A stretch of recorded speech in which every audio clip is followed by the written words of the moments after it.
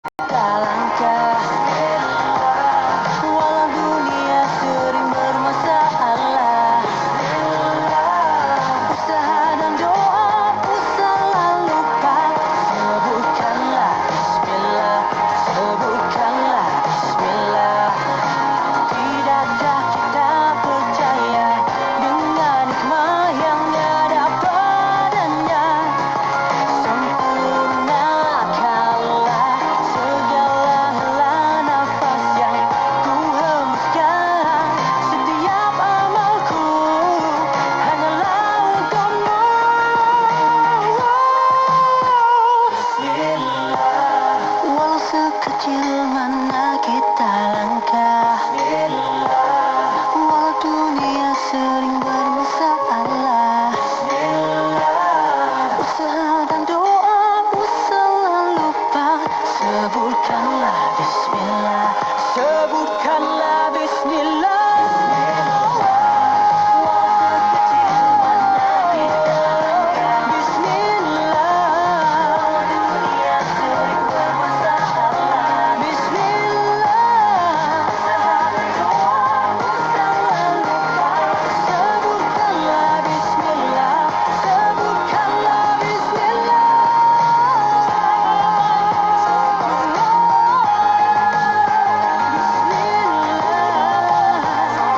Sebutkanlah Bismillah. Hiburan mendidik jiwa hanya yang terbaik di IKIM, Inspirasi Inforia Islami.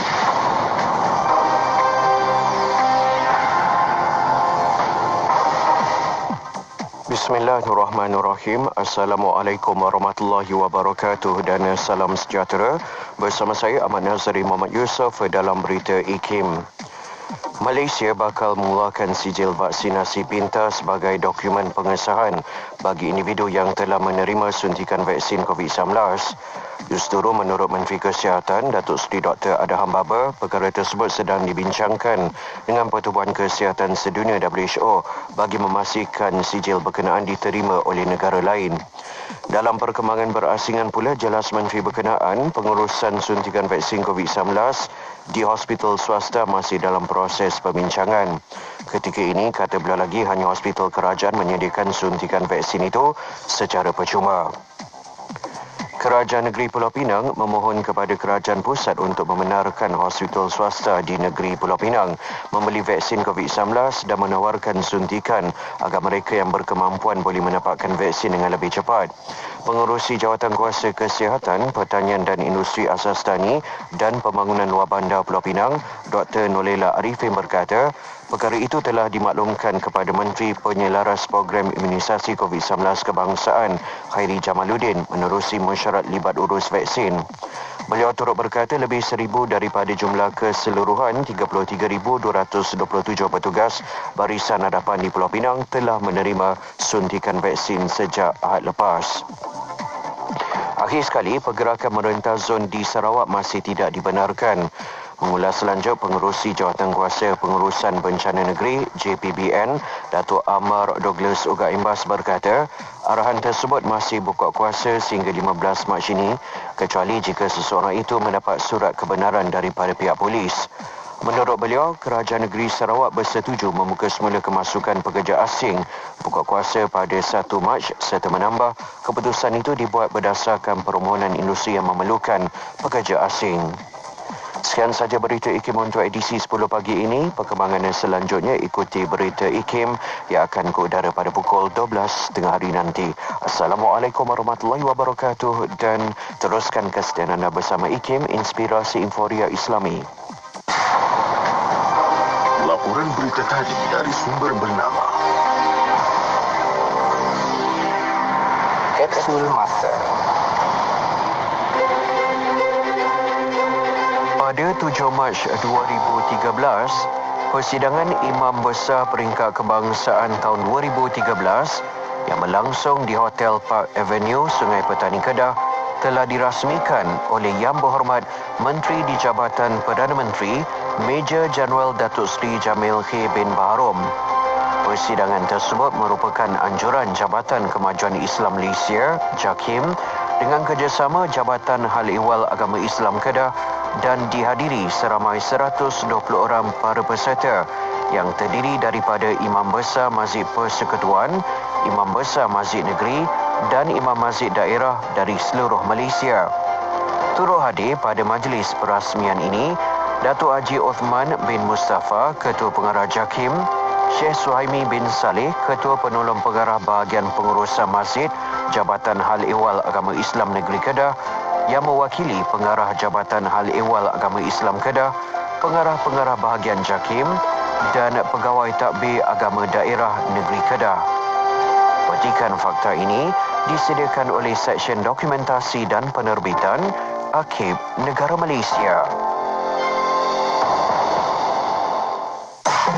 Semua pendengar dijemput untuk menyertai satu kaji selidik yang dijalankan oleh Radio IKIM. Tempoh kaji selidik ini bermula 1 Mac hingga 31 Mac 2021.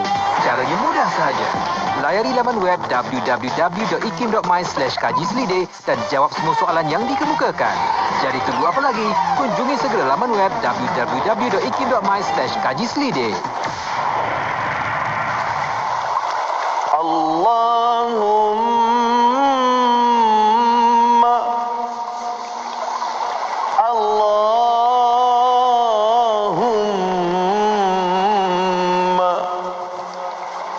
Allahumma ajirna minan nar. Allahumma ajirna minan nar.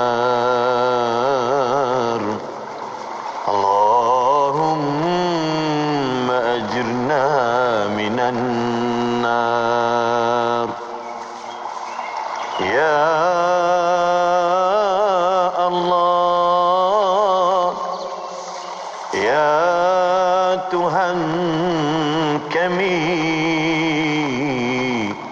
hindarkan kami daripada azab api neraka-Mu ya Allah. Ya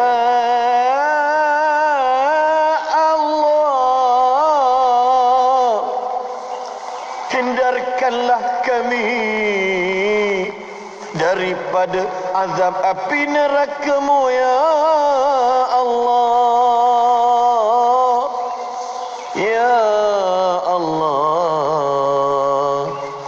ya Rabbi, selamatkanlah kami, hindarilah kami dari api neraka-Mu ya Allah.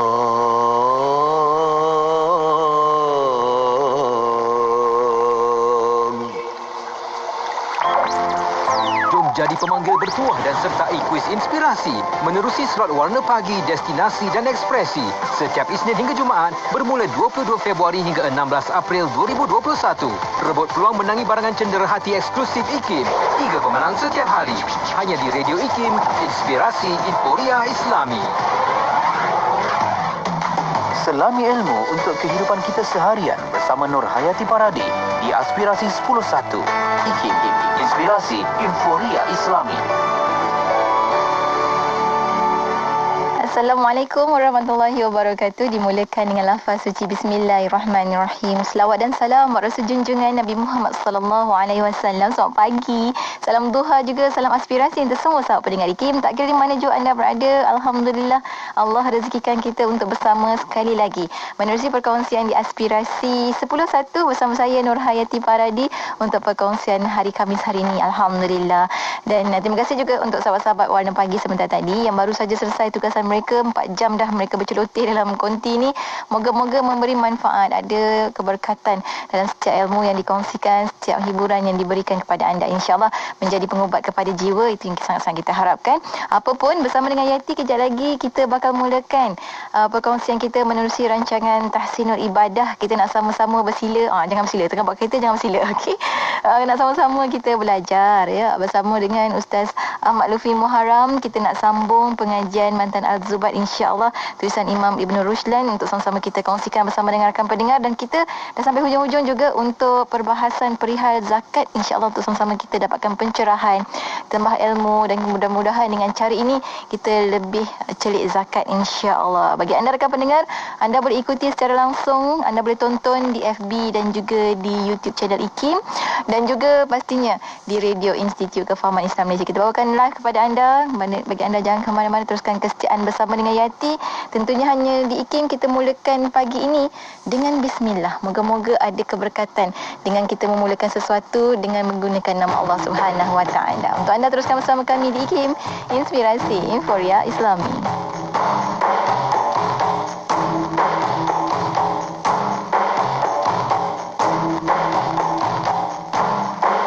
Dimulakan dengan bismillah, disudahi dengan alhamdulillah. Begitulah sehari dalam hidup kita, mudah-mudahan dirahmati Allah. Dimulakan dengan bismillah, disudahi dengan alhamdulillah. Begitulah sehari dalam hidup kita, mudah-mudahan dirahmati Allah. Mulakanlah kerja dengan niat yang satu untuk mendapat keredaannya. Moga segala urusan dipermudahkannya agar sentiasa dalam kebaikan. Barulah hati kita akan terasa tenang dan bersyukur dengan apa yang ada. Dimulakan dengan bismillah, disudahi dengan alhamdulillah. Begitulah sehari dalam hidup kita, mudah-mudahan dirahmati Allah. Dan baik itu ketentuan Allah, kitalah jua yang memilihnya. Amal yang baik akan membawa ke syurga, amalan buruk merempah neraka. Hanyalah iman, amal dan juga takwa menjadi bekal dalam hidup kita. Hanyalah iman, amal dan juga takwa menjadi bekal dalam hidup kita. Dimulakan dengan bismillah, disudahi dengan alhamdulillah. Begitulah sehari dalam hidup kita, mudah-mudahan dirahmati Allah. Dimulakan dengan bismillah, disudahi dengan alhamdulillah. Begitulah sehari dalam hidup kita, mudah-mudahan dirahmati Allah.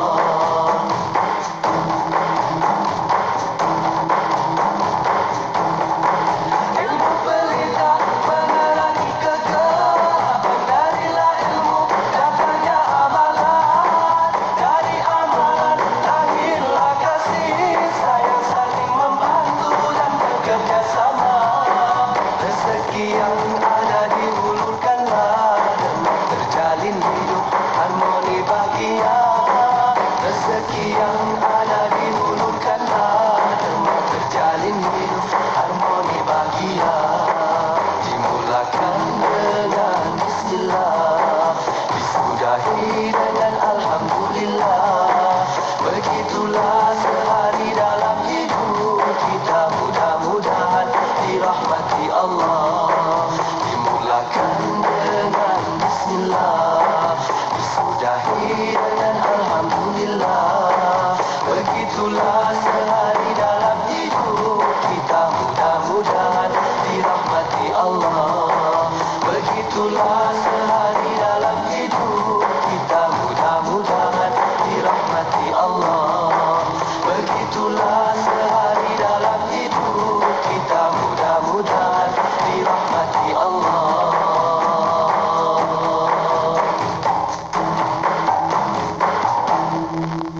Assalamualaikum warahmatullahi taala wabarakatuh. Salam bahagia bersama produk yang tidak asing lagi di Radio IKIM, iaitu produk Marvil Care. Seperti yang anda biasa dengar, produk Marvil Care telah bersiaran di Radio IKIM semenjak tahun 2013 lagi. Dan produk Mavilcare telah membantu lebih daripada 330,000 pengguna sepanjang 8 tahun kami di pasaran. Mavilcare juga telah mendapat kepercayaan dan juga telah menawan hati ramai pengguna-pengguna di seluruh Malaysia, terutamanya pada mereka yang telah meningkat usia.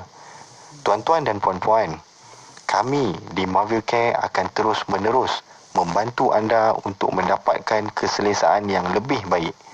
Produk minuman tambahan ini untuk anda kekal cergas sentiasa, bertenaga dan memberikan keceriaan setiap hari. Di dalam produk Mavilcare terdapat banyak manfaat dan kelebihan yang baik untuk anda. Antara bahan-bahan yang terdapat di dalam produk Mavilcare adalah ekstrak strawberry, aloe vera, apple fiber, ekstrak buah delima dan lain-lain lagi. Dapatkan maklumat lanjut tentang kelebihan Mavilcare sekarang. Wakil dari Mavilcare akan terus membantu anda untuk mendapatkan info produk. WhatsApp kami sekarang di talian 017 388 9555. Jangan bertangguh lagi. 017 388 9555. Jika anda mahukan badan yang lebih lega, selesa dan bertenaga, Mavilcare adalah jawapannya. Bang, ni campur ni satu lagi. Berapa bang? Okey, kejap.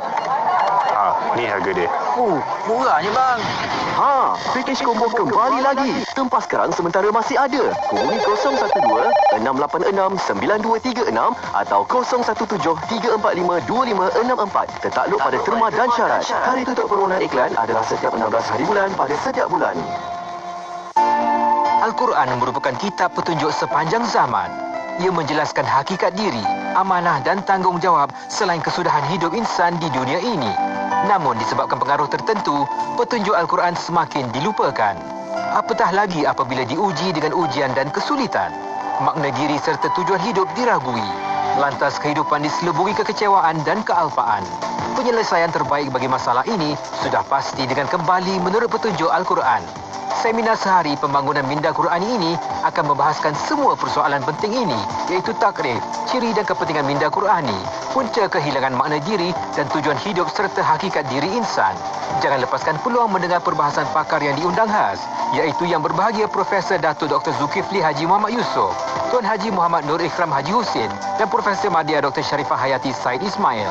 Berminat untuk hadir, sila layari www.ikim.gov.my atau hubungi urus setia di talian 03 6204 6325 atau 322. Kemunculan mata wang kripto mengubah ekosistem kewangan dunia. Ia berpotensi menjadi alternatif kepada sistem kewangan sedia ada, malah mampu menggugat ekonomi, sosial, teknologi, perundangan dan bidang lain. Fahami jenis, sifat dan fungsi wang ini dalam buku terbitan baharu IKIM, Islam dan Mata Wang Kripto. Dengan harga RM45 sahaja, anda boleh dapatkan di ikimniaga.my dan Shopee. Hubungi 03 6204 6388 atau 389 untuk maklumat lanjut. Nuraisa, Nuraisa, kosmetik mesra wuduk Nuraisa. Nuraisa, Nuraisa, kosmetik mesra wuduk Nuraisa. Nuraisa, Nuraisa, Nuraisa, makeup mudah dibersihkan. Pilihan ramai wanita, kosmetik mesra wuduk Nuraisa. Ramai wanita, kosmetik mesra wuduk Nuraisa. Apa sah? Nuraisa. Selagi mana tidak ada suatu petanda kuat ataupun yakin berlakunya najis, maka kita kira asalnya suci. Maka dalam persoalan ini, sekiranya satu dia memang yakin tuan rumah sebelum dia adalah orang yang makan khinzir misalnya, ataupun makan benda-benda najis, adakah dia perlu samak satu rumah? Tak perlu secara pasti. Paling kurang dia sama kawasan mana? Kawasan Singki yang tempat. Yang mana secara pasti kalau orang itu masak dan setiap hari secara pasti adanya makan kan. Dan dia masak. Secara pasti kawasan itu telah ada terkena dengan yang disebut sebagai khinzir tadi, yang mana ada karinah ataupun ada petanda kuat di situ ada. Adapun tempat-tempat lain yang kemungkinan ada, kita tak pakai. Kemungkinan tu tak pakai. Kita hanya membasuh tempat yang ada keyakinan yang kuat bahawasanya di sana berlaku yang disebut sebagai tanajus ataupun sentuhan dengan najis. Terus dengarkan Tahsinul Ibadah setiap hari Khamis pada pukul 10 pagi hanya di IKIM Inspirasi Inforia Islami. Maklam 91.5 FM. Inspirasi Inforia Islami tentunya hanya di Radio Institut Kefahaman Islam Malaysia. Terima kasih pada anda yang terus setia bersama kami di Radio IKIM untuk perkongsian menerusi perkongsian Tahsinul Ibadah. Dan hari ini kita bersama untuk perkongsian kita bersama dengan tak lain tak bukan Ustaz Ahmad Lutfi Muharram dah pun berada dan pun bersedia di hujung talian saat ini. Assalamualaikum Ustaz. Waalaikumsalam warahmatullahi wabarakatuh. Alhamdulillah. Terima kasih banyak Ustaz kerana bersama dengan kami pada hari ini untuk pengajian Matan Zubat, insya-Allah untuk dalam bab himpunan perbahasan perihal zakat, dan kita akan sambung untuk bait yang ke-448 insya-Allah hari ini. Cumanya awalan ini Ustaz, kita berikan sedikit mukadimah untuk sahabat-sahabat pendengar kita. Silakan Ustaz. Assalamualaikum warahmatullahi wabarakatuh. Bismillahirrahmanirrahim. Alhamdulillahi rabbil alamin. Wassalatu wassalam ala asyrafil anbiya'i wal mursalin sayyidina wa maulana Muhammadin wa ala alihi wa sahbihi ajma'in. Wala hawla wala quwwata illa billahil aliyyil azim. Amma ba'd. Terima kasih kepada Nurhayati Paradi, penerbit rancangan Tahsinul Ibadah, dan yang dikasihi dan dirahmati Allah Subhanahu wa taala sidang pendengar IKIM sekalian. Kehidupan manusia di dunia ini akan bernilai apabila bersamanya ada hubungan dengan agama, ada hubungan dengan Allah, ada hubungan dengan hari akhirat. Adapun semata-mata dunia, semata-mata harta, semata-mata kemewahan dan kekayaan, tidak ada sebarang nilainya di sisi Allah. Dalam sepotong hadis, Nabi SAW bersabda, "Lau kanatid dunya ta'dilu 'inda Allahi janaha ba'udah, ma saqa minha kafiran syarbata ma." Atau kama qala sallallahu alaihi wasallam. Kalaulah dunia ini ada nilainya di sisi Allah hanya sebesar sayap nyamuk, pasti Allah tidak akan mengurniakan kepada orang kafir walaupun seteguk air. Daripada hadis ini jelas kepada kita bahawasanya semata-mata dunia itu sendiri tidak ada nilai. Namun apabila dihubungkan dengan agama, maka barulah pada ketika itu ia bernilai dengan nilaian yang sebenar. Oleh kerana itu, kalau kita mahu harta kita itu bernilai, hubungkannya dengan agama. Bagaimana kita dapat menghubungkan harta itu dengan agama? Iaitu dengan jalan kita membayar zakatnya, dengan jalan kita mewakafkannya, dengan jalan kita bersedekah, berinfak, berkebajikan, melakukan hadiah dan seumpamanya. Pada ketika itu, harta yang pada zahirnya adalah dunia telah berubah dan bertukar menjadi sesuatu yang mempunyai nilaiannya di sisi Allah, dan kita akan mengutip hasilnya insya-Allah di hari akhirat kelak. InsyaAllah, amin ya rabbal alamin. Terima kasih banyak Ustaz untuk mukadimah, sama-sama nak menyedarkan kita tentang kepentingan kita meletakkan dunia ni hanya di tangan, insyaAllah. Apapun Ustaz, kita bakal mulakan untuk perkongsian pengajian Mantan Az-Zubat kita pada hari ini dalam himpunan perbahasan perihal zakat. Kita mulakan untuk bait yang ke-448. Silakan Ustaz. Bismillahirrahmanirrahim. Kata pengarang rahimahullahu ta'ala, wa 'arda matjarin akhir haulihi qawwimhu ma'ribhin binaqdi aslihi. Terjemahannya, zakat perniagaan pula pada akhir tempoh haul 1 tahun qamari hendaklah dinilaikan bersama jumlah untung berdasarkan nilai mata wangnya yang asal, iaitu yang digunakan ketika pembelian barang. Bait syair ini adalah bait syair yang terakhir sebelum kita masuk kepada iaitu zakat fitrah. Sebelum kita masuk berkaitan dengan zakat fitrah, maka ini adalah bait syair yang terakhir. Bersempena pula ataupun berbetulan pula antara kita dengan bulan Ramadan itu lebih kurang berbakinya 40 hari. Maka justru mempelajari berkaitan dengan zakat fitrah adalah sesuatu yang sangat-sangat berkaitan. Sangat-sangat kita memerlukannya. Di bait syair yang terakhir ini, pengarang membicarakan berkaitan dengan apa? Berkaitan dengan kaedah pengiraan, sebahagian kaedah pengiraan bagi zakat perniagaan. Apa kata pengarang?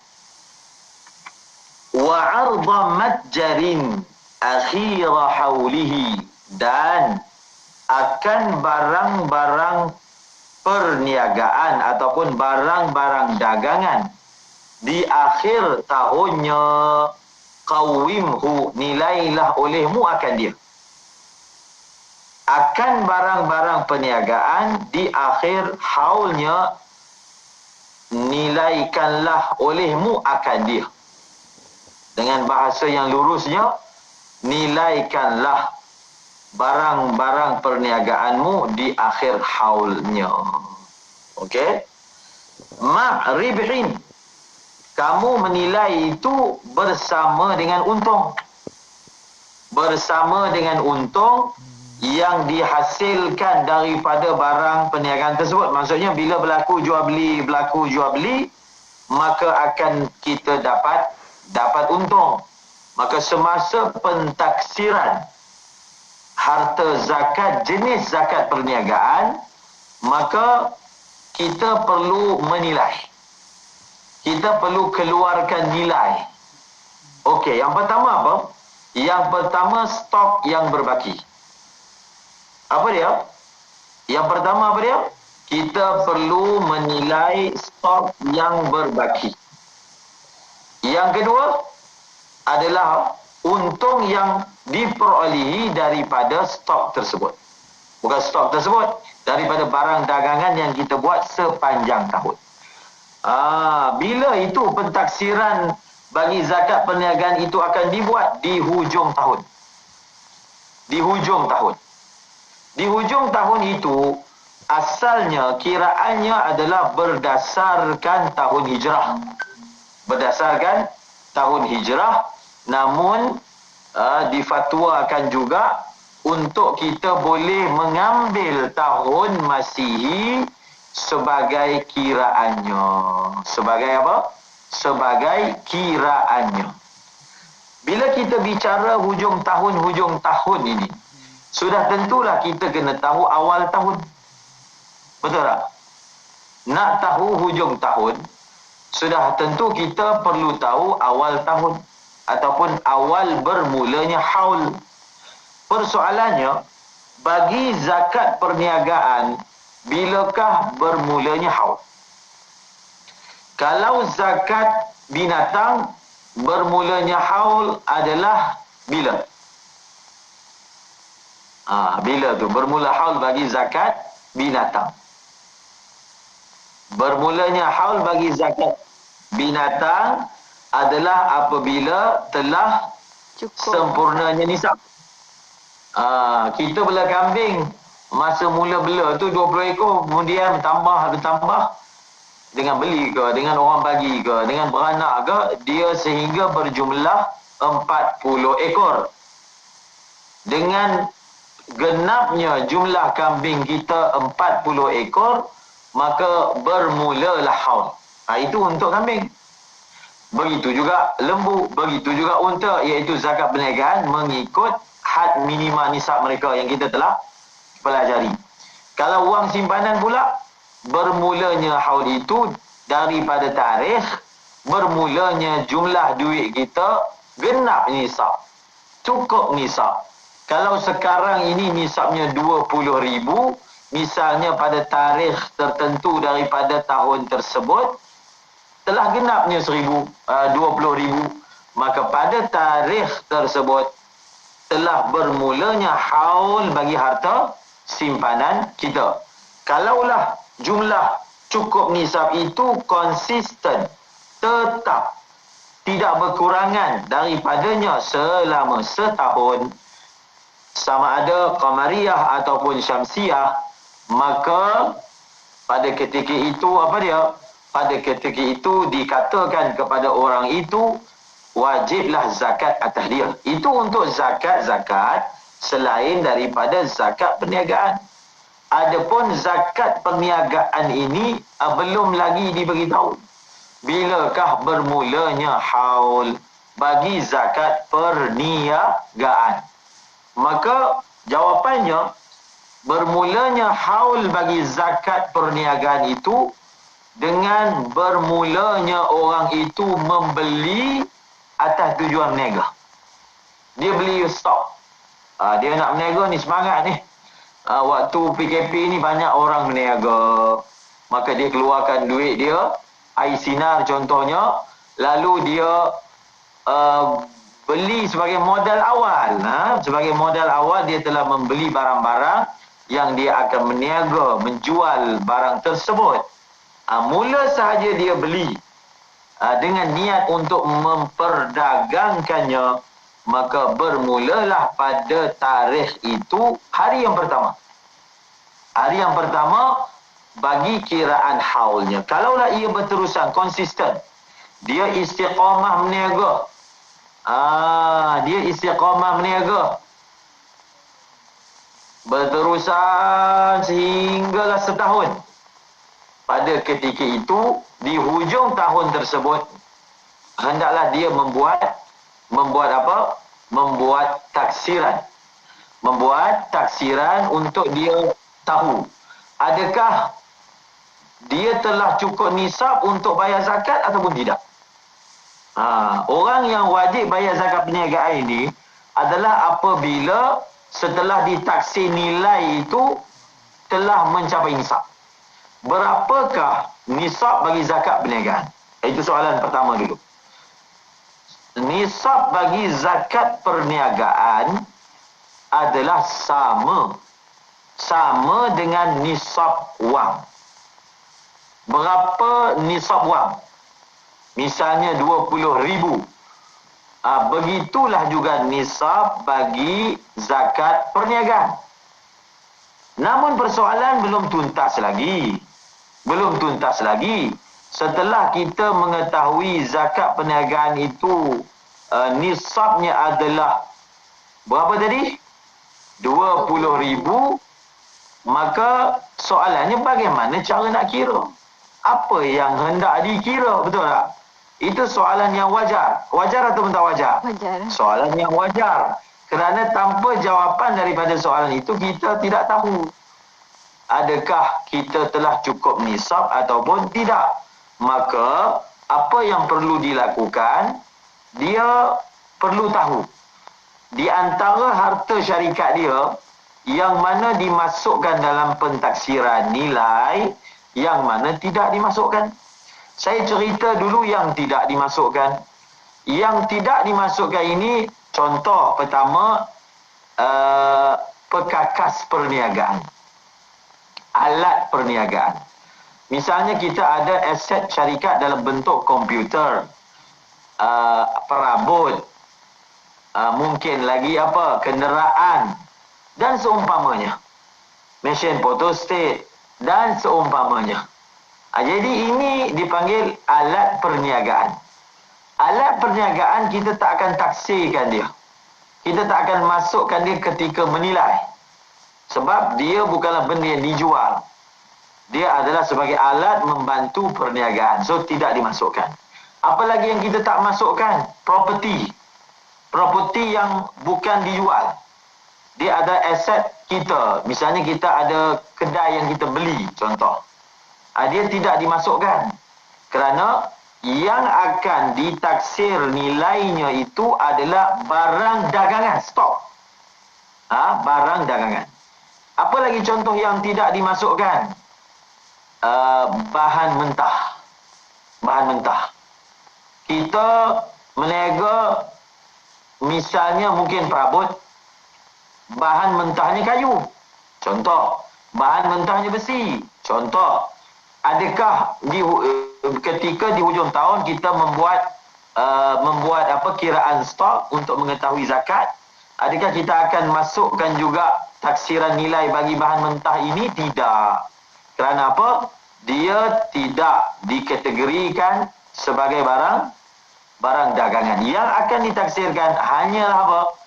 Seperti yang dalam matan tadi, ardu, bahan perniagaan, barang-barang perniagaan. Adapun ini belum lagi barang menjadi barang perniagaan. Ataupun dipanggil yang tidak dimasukkan lagi dalam taksiran nilai adalah bahan ataupun barang separuh siap. Separuh siap. Dia tak siap lagi, tak boleh dijualkan lagi. Itu pun tidak dimasukkan dalam taksiran nilai. Lagi yang tidak dimasukkan dalam taksiran nilai ketika hujung tahun, iaitu barang-barang yang telah rosak. Kita punya stok ada, tapi ada stok yang sudah tidak boleh dijual. Contohnya expired stock. Ada stok tapi expired. Bila expired, dia dah tak boleh dijual. Contoh, apatah lagi kalau memang barang itu sudah rosak, maka kita tidak masukkan dalam pengiraan. Lagi yang kita tak masukkan dalam pengiraan, barang-barang stok yang kita sudah tidak mahu menjualnya. Kita rasa barang-barang ni dah lama dalam stok. Jadi dia bercadang untuk sedekah je lah barang ni. Sedekah aja kepada pihak-pihak yang memerlukan. Misalnya, ataupun dia mula-mula niat nak berniaga. Kemudian dia rasa pula nak buat kebajikan lah. Segala barang stok yang dia beli ni dia nak salurkan di zaman PKP ni kepada pihak yang memerlukan. Maka barang itu sudah tidak lagi berstatus barang perdagangan, betul tak? Sebab bila dia niat untuk sedekahkan, untuk infakkan atau nak guna peribadi, contoh, maka status barang itu bukan lagi barang perdagangan ataupun barang perniagaan. Sekarang ini dia adalah barang sendiri. Dia sudah menjadi aset sendiri, bukan aset niaga, aset yang diniagakan. Maka ia tidak dimasukkan dalam kiraan. Lagi yang dimasukkan ataupun tidak dimasukkan dalam kiraan ni adalah hutang. Hutang. Hutang apa? Hutang orang kepada kita.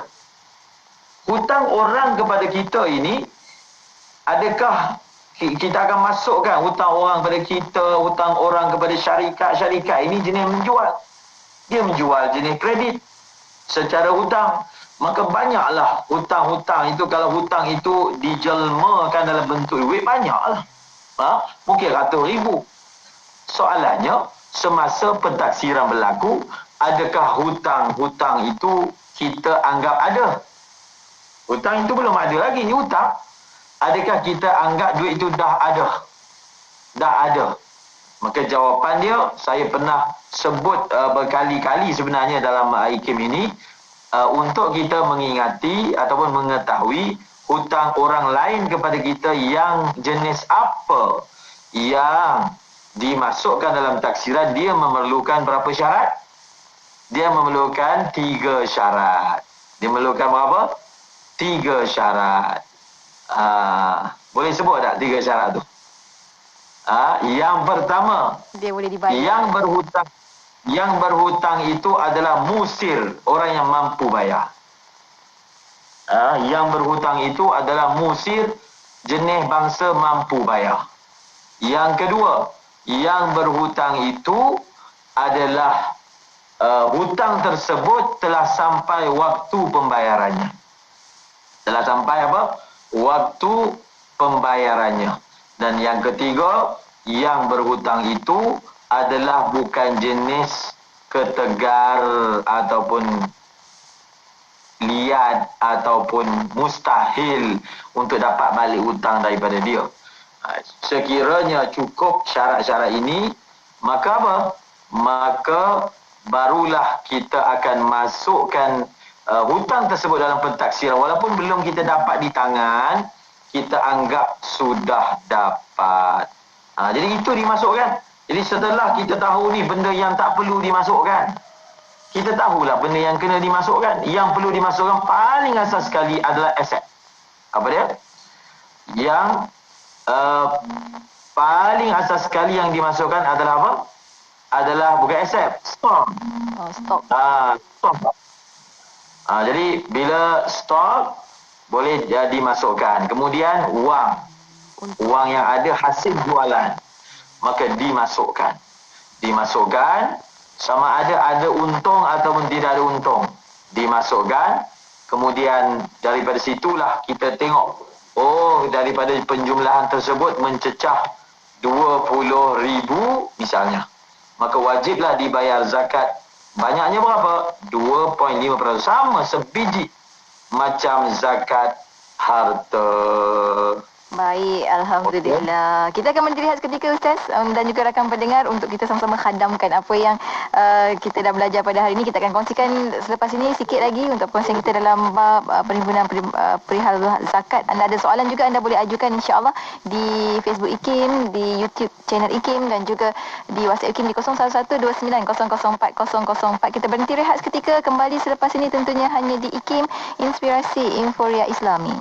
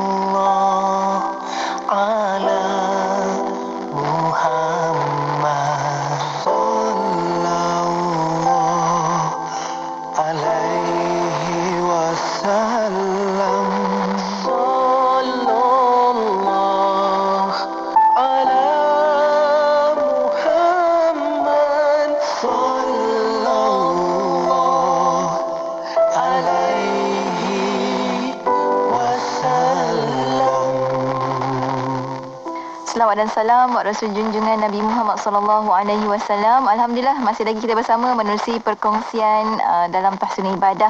Sama-sama kita bincang-bincangkan bersama dengan Ustaz Ahmad Lufi Muharram di hujung talian untuk perkongsian kita bab yang bait yang terakhir dalam bab himpunan perbahasan perihal zakat, iaitu berkenaan dengan zakat perniagaan. Kita nak sambung lagi Ustaz. Silakan Ustaz. Bismillahirrahmanirrahim. Maka secara asasnya dalam zakat perniagaan, perkara yang kita akan taksirkannya di hujung tahun. Pertama, stok yang berbaki. Maka sebab itu di hujung tahun perlu dilakukan pengiraan stok. Perlu dilakukan pengiraan stok. Kemudian setelah dibuat pengiraan stok, lalu dinilaikan dia. Jadi dinilaikan dia itu bukan dengan harga boleh jual, tetapi dengan nilai dia. Maksudnya barang-barang ini nilai dia itu berapa. Yang kadang-kadang disebut sebagai harga yang boleh dijual secara borong. Berapa nilai dia?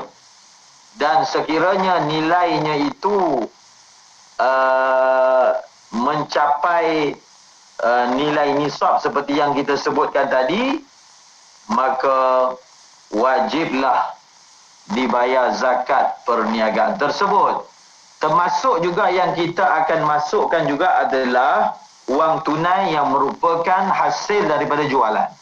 Wang tunai yang merupakan hasil daripada jualan. Dan sudah tentulah perniagaan yang wajib dibayar zakat itu adalah perniagaan dan yang halal. Kalaulah contoh stok barang dia bercampur-campur, ada yang halal, ada yang haram, yang akan ditaksirkan untuk ditentukan adakah wajib dibayar zakat ataupun tidak adalah stok daripada barang-barang yang halal sahaja. Adapun yang tidak halal, maka ia tidak dimasukkan. Ataupun contoh, syarikatnya itu berkongsi antara dia dengan orang bukan Islam, pemilikannya ataupun kepentingannya, maka perniagaan yang mempunyai pemilikan bercampur antara Muslim dengan bukan Muslim, hanya bahagian pemilikan dan kepentingan orang Islam sahaja yang dikenakan zakat. Jadi itu secara kasarnya berkaitan dengan zakat perniagaan dan bilakah yang diwajib bayar ataupun yang tidak diwajib bayar. Jadi cara dia, kita akan buat dua jadual. Satu jadual barang-barang yang dimasukkan, benda-benda yang dimasukkan dalam pentaksiran. Kita tulis tambah, kan? Satu lagi jadual yang tidak dimasukkan, dalam pentaksiran.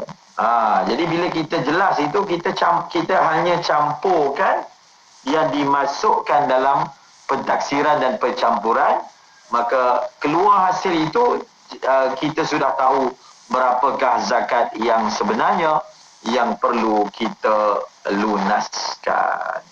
Baik, Alhamdulillah. Tapi ada juga sahabat kita ni Ustaz masih keliru lagi Ustaz. Macam mana nak tentukan nilai hisap perniagaan ni daripada Nasrul Hadi ni Ustaz? Nilai ataupun qimah bagi perniagaan tersebut. Perniagaan yang kita maksudkan di sini adalah stok.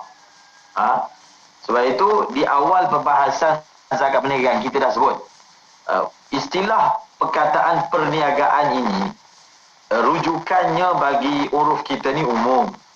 Orang yang meniaga jenis bangsa perkhidmatan, orang panggil meniaga juga.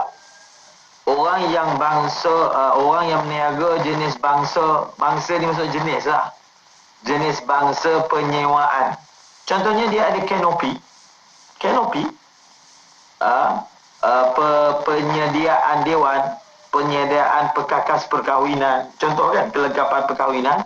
Orang panggil menega juga. Yang kita maksudkan di sini, bila sebut zakat perniagaan, adalah perniagaan jenis trading, iaitu jual beli. Jual beli. Adapun perniagaan jenis perkhidmatan. Perniagaan jenis perkhidmatan, maka dia hanya wajib membayar zakat apabila hasil daripada sewaan tersebut mencukupi nisab dan cukup haul, maka pada ketika itu barulah wajib dibayar zakat. Okey? Sebab tidak ada stok yang nak dikira. Kelengkapan perkahwinan itu bukan dijual, disewakan. Betul tak? Kanopi itu bukan dijual, disewakan. Orang buat bisnes perhotelan contohnya kan. Jadi hotel itu bukan dijual, disewakan. Maka cara bayar zakat perniagaan dia adalah seperti zakat simpanan, iaitu sekiranya jumlahnya daripada duit tersebut mencapai nisab, maka barulah wajib dibayar zakat. Okey, bagaimana nak menghisapnya? Jadi menghisapnya adalah seperti yang saya sebutkan tadi, kita akan hisap dia nilai. Nilai benda tu berapa? Nilai dia tu berapa? Bukan nilai boleh jual. Kita beli harga RM2, kita jual dia harga RM10. Jadi adakah kita akan menilai benda itu dengan harga RM10 itu harga jualan? Tidak. Dengan harga nilai dia, qimah dia. Benda ini nilai dia. Kalau nilai dia saja berapa, maka itu dia perlu kepada pakar nilai. Macam contoh kan, bila orang nak jual rumah, bukankah dia ada apa? Dia ada pakar nilai, juru nilai. Itulah kemahiran itu kena ada untuk menilai barang tersebut. Maka dengan nilai itu, kita akan tengok jumlahnya, hasilnya adakah cukup nisab ataupun tidak. Maksudnya bukannya harga barang tu ataupun harga keuntungan Ustaz Bukan. Baik, faham. Dan seterusnya kita soalan lain daripada sahabat kita ni, masih lagi Ustaz keliru tentang peminjam. Daripada Kamal Rizwan Ustaz kata, perlu ke kita kena bayar zakat atas duit hutang yang telah pinjamkan pada orang lain Ustaz? Perlu ataupun tidak, saya telah jelaskan tadi. Jelaskan tadi bahawasanya sekiranya penghutang itu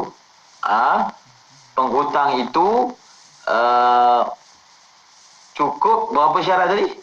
Cukup 3 syarat tadi, maka dimasukkan.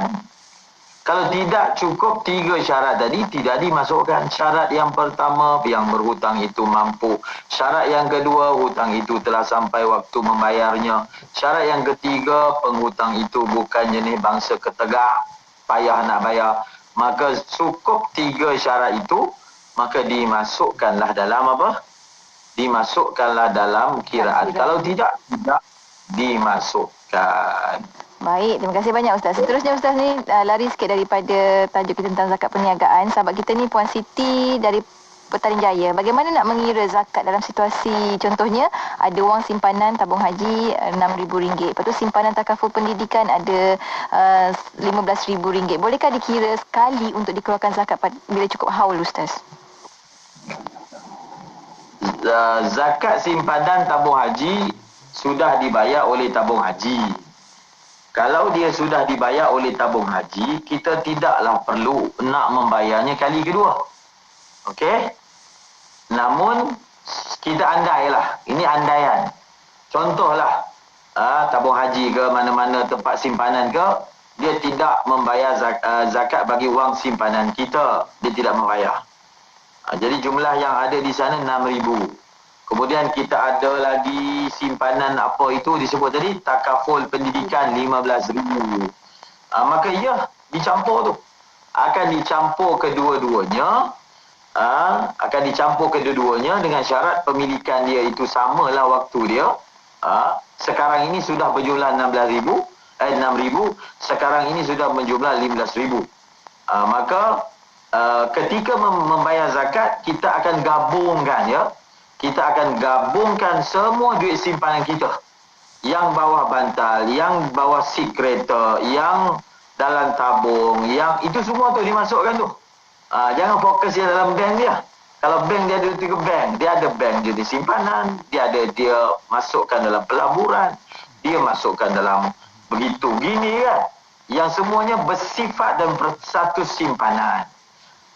Maka pada ketika itu semua itu akan dimasukkan dan dikira sekaligus dan dikeluarkan 2.5%. Itu secara umumnya jawapan bagi soalan ini.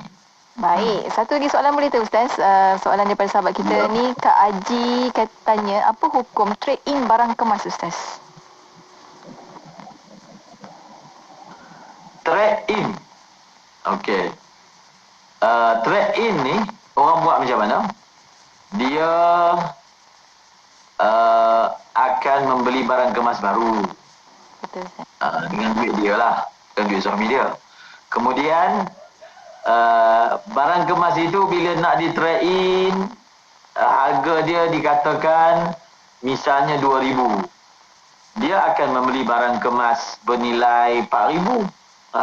Contoh. Jadi trade in ini maknanya dia perlu tambah lagi 2,000 dalam bentuk duit. Tidak sah, tidak boleh berbuat demikian. Cara yang betul trade in ini adalah kita jual dulu kepada kedai emas. Kita jual dengan harga 2,000. Kita dapat 2,000 itu, kita gabungkan dengan duit 2,000 yang memang kita bawa, kita belilah barang kemas yang bernilai 2,000. Jadi sepatutnya syarikat-syarikat emas yang Muslim perlu memberi kerjasama kepada pelanggannya untuk membuat demikian.